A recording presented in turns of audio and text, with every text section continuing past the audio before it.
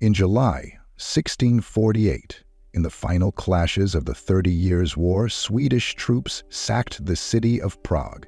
Among the treasures they stole and took with them when they returned home was a book called the Codex Gigas. The Codex Gigas is not only famous for being the world's largest medieval book, but it is also known as the Devil's Bible because of its content. More specifically, the origin of this book, nicknamed the Devil's Bible, is still controversial, and the source of the dispute comes from the large-scale image of Satan on one page. So what is the truth of this story? Where is the true origin of the Codex Gigas? And was the Bible of the Devil created by Lucifer himself, the ruler of the fallen angels in the war of heaven? Join us to find out now. Don't forget to like, subscribe to the channel, and turn on the notification bell so you don't miss any Bible content. In the name of the Father, and of the Son, and of the Spirit, I pray that you receive many blessings from God. Amen. Let's get started. The Codex Gigas is the largest surviving medieval manuscript in the world.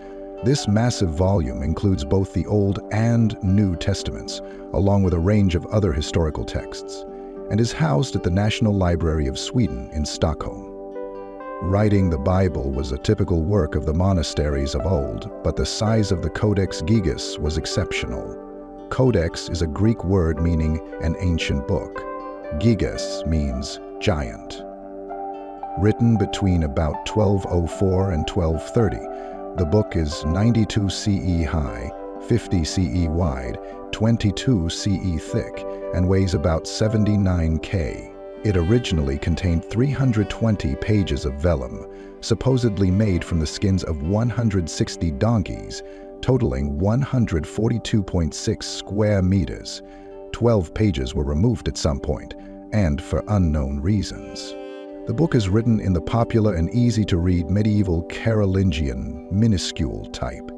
It contains a variety of detailed color figures, mainly letters decorated in geometric forms or based on plant shapes, a perched squirrel on the top of his head, a portrait of Josephus, and the famous caricature portrait of a demon. There are also 2 avatars of heaven and earth, complete with the sun, moon, and stars, plus an oceanic planet with no land. The book is written in the popular and easy-to-read medieval Carolingian minuscule type.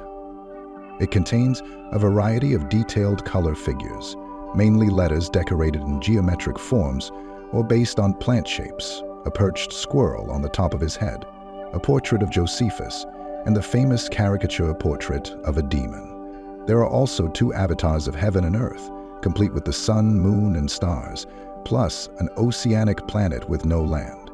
Inside it is a whole medieval library. The Codex Gigas contains the entire Latin Bible, the etymological encyclopedia of Isidore from Seville, the antiquities of Josephus the Jew, the Bohemian Chronicle of Cosmos from Prague, along with many works describing magic formulas, exorcism rituals, and calendars. A National Geographic documentary interviewed experts in the field of forensic writing and analysis, concluding that the Codex Gigas was written by a single scribe. Writing alone will require a minimum of 5 years of dedicated labor, plus 20 more decorations. The scribe will have to adjust each page before forming the letters. If the scribe works 6 hours a day and writes 6 days a week, this means that the manuscript can take about 5 years to complete. If the scribe was a monk, he could only work about 3 hours a day, and this means that the manuscript could take 10 years to write. Since the note-taker may also have marked the lines before he started writing, it can take several hours to adjust a page, then 100 lines per day is a reasonable goal. The letter writer also decorates the manuscript, which extends the time it takes to complete the manuscript, so it can take at least 20 years to complete, and it can even take 30 years. What makes the Codex Gigas more appealing than the nature of literature is that it shows no signs of deterioration. In fact, its length, size, detail, and perfection remain so extraordinarily intact that legend has it that in the Middle Ages, the monk who wrote this book broke the vows of the monastery and was sentenced to be locked in 4 walls until death. To avoid this harsh punishment, He promised to create a book that included all human knowledge, and that it would be written overnight. When he realized that he could not complete the task alone, he asked Lucifer to help him complete it in exchange for the monk's soul. Lucifer agreed, and the monk added a portrait of the devil in gratitude for its help. The painting of this demon itself is interesting, as it is wearing a white loincloth with small red dashes in the shape of a comma, which is interpreted as the tail of the ermine beast. Ermine is also known as the short-tailed ferret, or Bonaparte ferret, and the term ermine refers to its white fur. Ermine, which was used to sew royal robes in European history, was prized for its smoothness and pure color, and was one of the most commercially valuable furs in northern Eurasia, a popular ancient symbol of sovereignty. The demon also has a split tongue, an image used in the Bible to denote a dishonest person. Is painting really an elegant form that monks use to criticize politics? But while its gigantic size is truly impressive, the Codex Gigas is perhaps better known for its prominent 19-inch tall image of the devil, appearing on page 577. It was this illustration that earned the book its nickname, the Devil's Bible. There are many versions of the legend behind the creation of the Codex Gigas, but each one is equally fascinating and mysterious. It is worth mentioning that, of all the versions, no one can be sure which version is right or which version is wrong. History of the giant manuscript. According to the National Library of Sweden, the Codex Gigas can be written around 1204 to 1230 CE. The first recorded owner was the Podlazice Monastery in Bohemia, but it is unknown if that is where this manuscript was originally created. Around 1295, as detailed in a note on the front of the Codex, the monks at Podlazice mortgaged the book to another monastery in Sedlec, and another monastery acquired it later that year. Then, in 1594, the Devil's Bible fell into the hands of the Holy Roman Emperor Rudolf II. A man responsible for preserving the manuscript moved it to Prague, adding the Codex Gigas to the treasure collection of the Habsburg Emperor Rudolf II. A few years later, the Habsburg Emperor Rudolf II went mad and was forced to abdicate. No one knows why this emperor went crazy, but many people suspect it had something to do with the book, because earlier there were rumors that he had borrowed the book from the monastery, but he had no intention of returning it. At that time, it had become a valuable collectible. Just 50 years later, the Swedish army stole the Codex Gigas during the siege of Prague at the end of the 30 Years' War. The looters brought the manuscript back to Stockholm, where it ended up in the royal palace's library. A historical story of the Devil's Bible records that there was a fire in the castle in 1697. The librarian threw it out of the window to save it, and the giant book injured a bystander below when it fell. In 1878, this precious manuscript was transferred to the National Library of Sweden, where it is still in a glass case, illuminated for the whole world to see. The legend behind Codex Gigas. While the true history of the Gigas Codex is fascinating enough, the legends of its creation are even more fascinating. In the 13th century, a Benedictine monk named Herman the Hermit lived in a monastery near the town of Krudym in Bohemia, present-day Czech Republic. Every version of the legend says that Herman broke his vows of practice, but accounts differ on his punishment. Some say that he was sentenced to prison, locked behind a wall, and sealed until he could complete a book containing all earthly knowledge. The process of burial alive is not necessarily unusual for monks or nuns who have broken their vows, although it usually does not come with such a lofty provision. Another version of the legend says that Herman was initially imprisoned and left to die of dehydration and starvation, but he begged the auxiliary to give him a year to complete the text and gain freedom. Another version suggests that Herman only had one night to create this massive manuscript. Despite his exact punishment, Herman began working on the synopsis that later became the Codex Gigas. As midnight approached on the last night of the year, or when dawn appeared at the end of the only night he worked, depending on the version of the story, The monk knew that he could not finish the book. At that moment, Lucifer himself appeared to Hermann, and the two made a deal. The monk's soul in exchange for the ability to complete the Codex. According to legend, Lucifer agreed. After completing the book, Lucifer also signed the book as his work by dedicating a page to his drawing. In the painting, Lucifer stands in a blank page, flanked by two towers. Some have even said that the large illustration of the devil on page 577 of the manuscript may have actually been drawn as a way to thank the nefarious spirit for helping him complete his mission and thus saving Hermann's life. However, much of this legend is speculation. The book may have been handwritten by a monk, but whether that man was actually Hermann the Recluse is still a matter of debate. What's inside the Devil's Bible? While the authenticity of Hermann's difficult circumstances in creating the Codex Gigas may be just legendary, that doesn't make this manuscript any less impressive. As the National Library of Sweden emphasizes, the writing of the Devil's Bible is no small feat.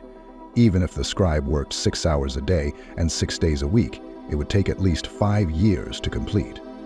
If the creator was a monk, as many have suggested, then he could probably only work on the book for about 3 hours a day, meaning it would have taken him about 10 years to write the Codex Gigas. This doesn't even take into account the multitude of illustrations or the possibility that the scribe may have crossed the first line on the pages to guide his writing. After all, it may have taken a monk 20 or 30 years to complete the Devil's Bible. No matter how you look at it, the Codex Gigas is impressive. And that's not to mention the actual content of the book. Inside its massive pages are the entire Old and New Testament written in Latin, as well as other medieval references. These include 2 books on Jewish history by Flavius Josephus, Antiquities of the Jews and the Jewish War. The Codex Gigas also contains the Encyclopedia Etymologies of Isidore of Seville, a Bohemian chronicle written by Cosmas of Prague, a calendar, and a collection of shorter texts on topics such as grammar, medicine, and exorcism. From the stunning white cover to the rich amount of information and impressive illustrations inside, the Codex Gigas remains a wonder of the world, even 800 years after it was created. A few years ago, according to an article in the scientific journal National Geographic, writing researcher Michael Gulick asserted that the entire book was written by a single person. In addition, the researchers also discovered a signature in Latin in the book, reinforcing the hypothesis that only one author created the book. According to Gulick, the ink used in the entire book is made by crushing the nests of certain insects. It is difficult to find any other ink used in the book. Meanwhile, according to the Line Up magazine, some handwriting reproduction experiments of the Devil's Bible show that it took up to 5 days of non-stop handwriting to complete the book. The lineup commented that the author of the book must be very obsessed with something, whether it is malice or good intention, to be able to complete this unprecedented book. The Gigas Codex consists of 5 sections, including the entire text of the Bible. The book opens with the Old Testament, followed by 2 works by Flavius Josephus, who lived in the 1st century AD. The book concludes with the New Testament, along with the end of Cosmas's Bohemian song in Prague. Some researchers believe that the legend of the monk has actually been misinterpreted. The Latin signature, Hermannus Inclusus, in the book has 2 interpretations: terrible punishment or reclusive life. Maybe, in fact, the book was created by a monk who lived in seclusion alone, escaping from human civilization, to spend his entire life completing the Codex Gigas. Meanwhile, experiments aimed at recreating the typeface on the Devil's Bible showed that it took 5 years of non-stop writing to complete the book. It is clear that the author of this feat is obsessed with something when writing such a huge work, and whether created by the power of light or darkness, it is immortal with time.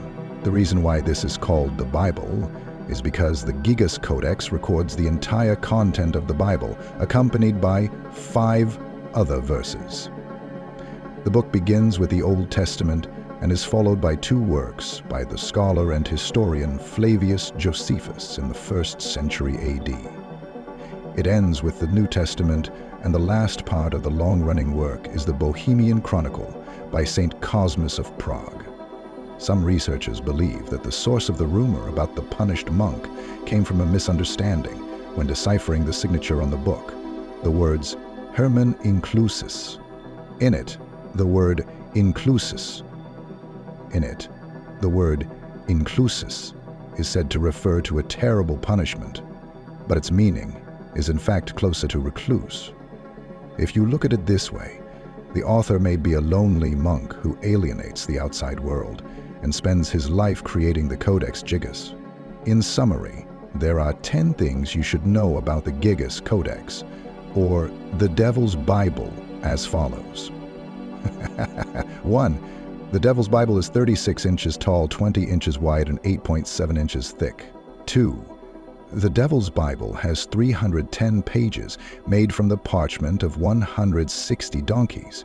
Initially, the Devil's Bible had 320 pages, but at some point the last 10 pages were cut out and removed from the book. 3.